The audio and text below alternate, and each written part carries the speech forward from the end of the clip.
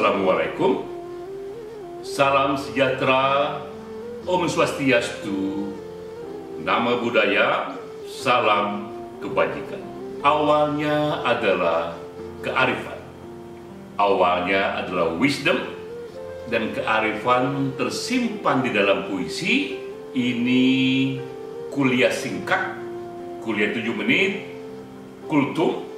Kita menggali kearifan yang tersimpan dalam kutipan puisi. Kali ini kita gali seorang penyair bernama Sa'adi Shirazi. Ia juga seorang sufi dari Persia. Ia hidup di tahun 1210 hingga 1292. Ini sufi yang hidup 800 tahun yang lalu. Kita kutip puisinya dari buku Bustan. Ini buku yang oleh koran legendaris dari Inggris, Guardian. Buku ini dianggap satu dari 100 buku terbaik sepanjang masa.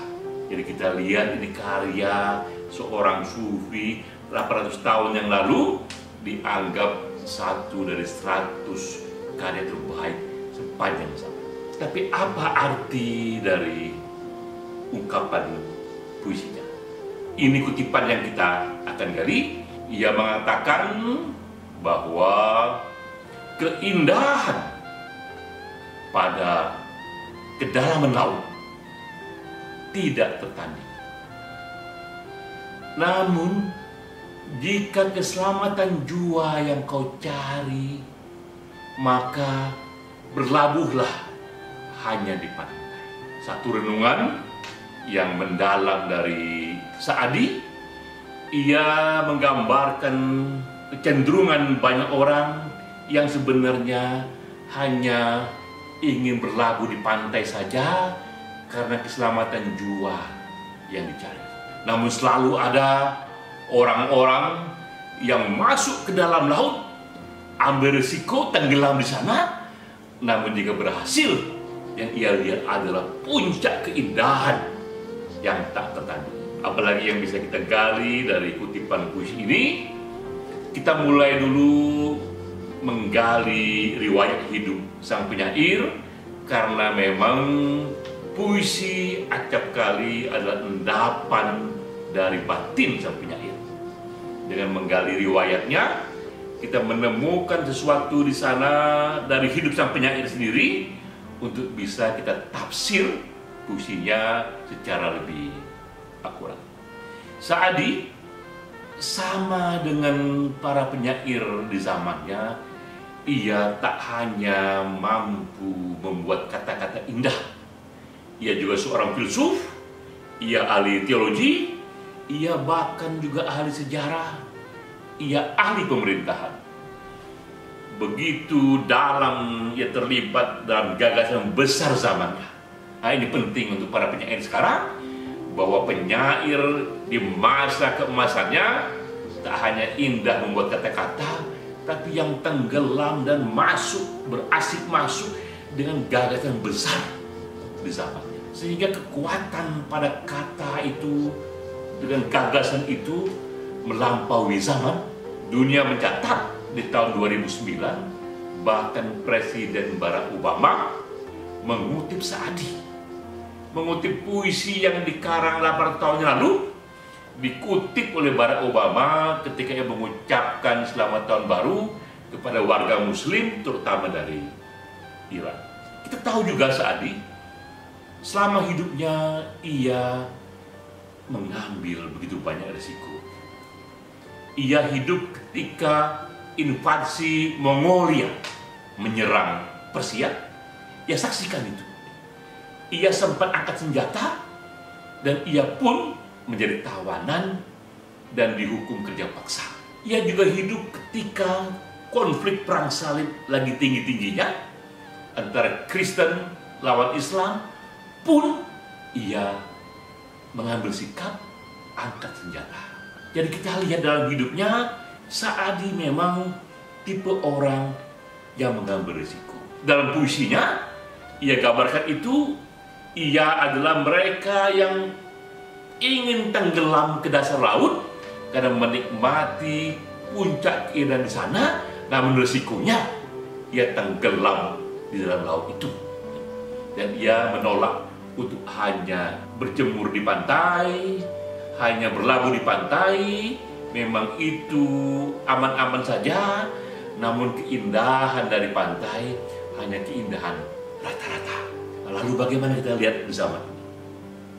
Bagaimana publik di zaman ini ketika memilih pantai yang aman, tapi keindahannya rata-rata, atau menyelam, ambil risiko, masuk ke dalam laut, dan tenggelam di sana. Kita pun melihat Mahatma Gandhi, kita melihat Martin Luther King, kita melihat Nelson Mandela. Mahatma Gandhi misalnya, ia memimpin masyarakat India melawan ketidakadilan. Kata Gandhi, ketidakadilan harus kita lawan. Namun mereka, teman-teman yang ingin ikut serta dalam gerakan ini, jangan ada yang ikut sebelum kalian tahu bagaimana cara melawan tanpa rasa benci. Wah, itu dahsyat dari Gandhi. Dia mengajarkan melawan tanpa rasa benci, karena bagi dia politik yang benar ada politik tanpa kekerasan.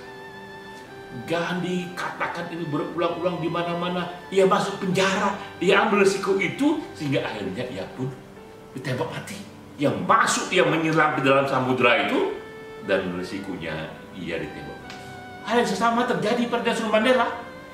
Ia menentang ketidakadilan hanya karena kulit hitam seorang warga didiskriminasi. Hak politiknya, hak sosialnya, hak ekonominya. Nelson Mandela menentang ini, ia ambil risiko itu, dan akibatnya 27 tahun ia dipenjara.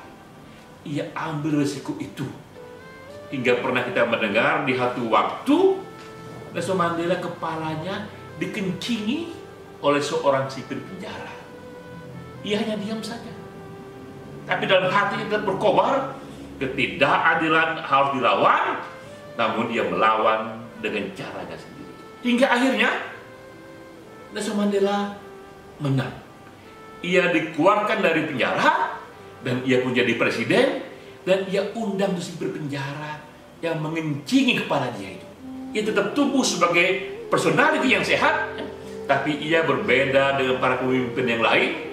Ia tidak hanya berdiri di pantai, ia tenggelam, menyelam ke dalam laut, ambil risiko, hingga dipenjara selama 27 tahun. Itulah kedalaman dan pilihan hidup yang kita dapatkan dari puisi Saadi. Itulah kearifannya, ya, bahwa terbentang di hadapan kita ini pilihan yang bebas kita memilih. Apakah kita hanya ingin aman-aman saja dalam hidup ini ala kadarnya? Jika itu pilihan kita, berlabuhlah di pantai, kau akan selamat dari gelombang yang besar, tapi keindahan yang kau lihat rata-rata saja. Atau kau tipe seorang yang berani menyelam ke dasar laut, karena nanti di sana kau lihat, ya kata Saadi, keindahan yang tak tertandingi. Namun kau akan beri juga resiko nyawamu sendiri. Itulah kedalaman dari Saadi, itulah keindahan dari puisinya. Sampai jumpa.